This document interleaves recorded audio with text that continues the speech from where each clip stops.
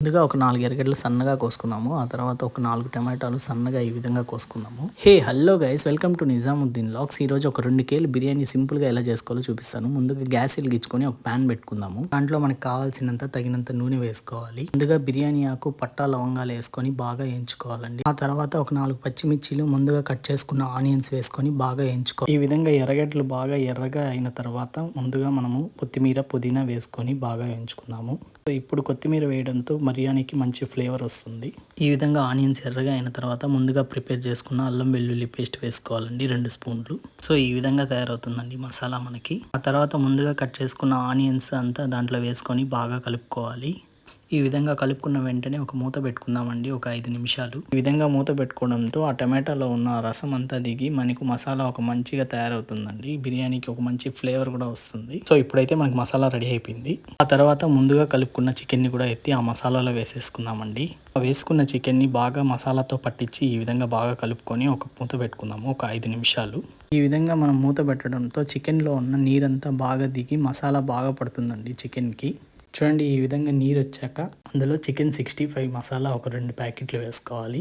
ఇప్పుడు మనం చికెన్ 65 మసాలా వేయడంతో మనకు కర్రీ మంచిగా డ్రైష్గా అవుతుంది, ఈ విధంగా కర్రీలాగా. ఆ తర్వాత ఒక 5 నిమిషాలు మళ్ళీ ప్లేట్ పెట్టుకుందామండి. ఈ విధంగా 5 నిమిషాలు ఉడకనిచ్చినాక మనకు కావాల్సిన చికెన్ రెడీ అయిపోయింది. ఇప్పుడు ఆ చికెన్లో గరం మసాలా, బిర్యానీ మసాలా 2 వేసుకొని బాగా కలుపుకుందాము. ఆ తర్వాత అందులో ఉన్న చికెన్ని మాత్రమే ఎత్తేసి ఆ మసాలా మాత్రం అలాగే పెట్టేయాలి. ఆ మసాలాలో ఒక 2 స్పూన్లు కారము, 2 స్పూన్లు ధనియాల పొడి వేసుకొని ఆ మసాలాతో బాగా కలుపుకోవాలి. తర్వాత ఒక చికెన్ 65 మసాలా వేసుకొని బాగా కలుపుకోవాలండి ఆ మసాలాని. వెంటనే 2 కేజీలకు తగినంత నీరు, ఎసురు తీసుకొని దాంట్లో వేసుకొని బాగా కలుపుకోవాలి. ఆ తర్వాత కొంచెం ఉప్పు, తగినంత ఉప్పు వేసుకొని 2 నిమ్మకాయ దబ్బలు బాగా పిండుకుందాము దాంట్లో. ఈ విధంగా పిండుకున్న వెంటనే ఒక 5 నిమిషాలు మూత పెట్టుకుందామండి, ఆ ఎసురు బాగా ఉడికేలాగా. చూడండి, ఎసురు అయితే బాగా ఉడికిపోయింది. ముందుగా నానబెట్టుకున్న బియ్యాన్ని ఆ ఎసురులో వేయాలండి. సో మన దగ్గర ఉన్న బియ్యాన్ని అంతా దాంట్లో వేసాక మసాలా అంతా దానికి పట్టేలాగా బాగా కలుపుకుందాము. చూడండి, ఈ విధంగా బాగా కలుపుకోవాలండి. ఆ మసాలా బాగా దానికి బియ్యానికి బాగా ఆ తర్వాత ఒక 10 నుండి 15 నిమిషాలు మూత పెట్టుకోవాలి. ఇప్పుడు మూత తీసి చూద్దాము ఎలా ఉడుకుతుందో. చూడండి, బియ్యం ఈ విధంగా బాగా ఉడికితేనే మనకి బాగా తినడానికి టేస్ట్గా ఉంటుంది. అండ్ ఈ విధంగా మంచిగా నీరంతా డ్రై అయిపోయిన వెంటనే ముందుగా కలుపుకున్న చికెన్ అంతా దాంట్లో ఎత్తి వేసేసుకుందాము.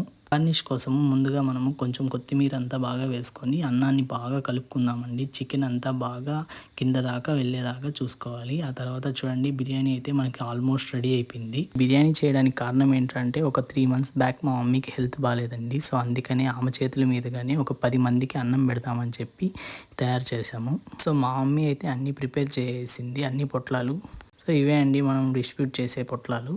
అన్నీ అయితే బ్యాగ్కే వేసుకున్నాము, 10 పొట్లాలు కలిపి.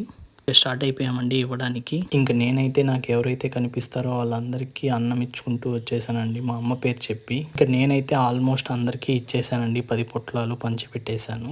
ఇంకా చాలా మంది ఉన్నారండి, నేనైతే వాళ్ళకి ఇవ్వలేకపోయాను. ఉన్నన్ని పొట్లాలు పంచిపెట్టేశాను. మళ్ళీ ఇంకో వీడియోలో కలుసుకుందాం. Like and subscribe.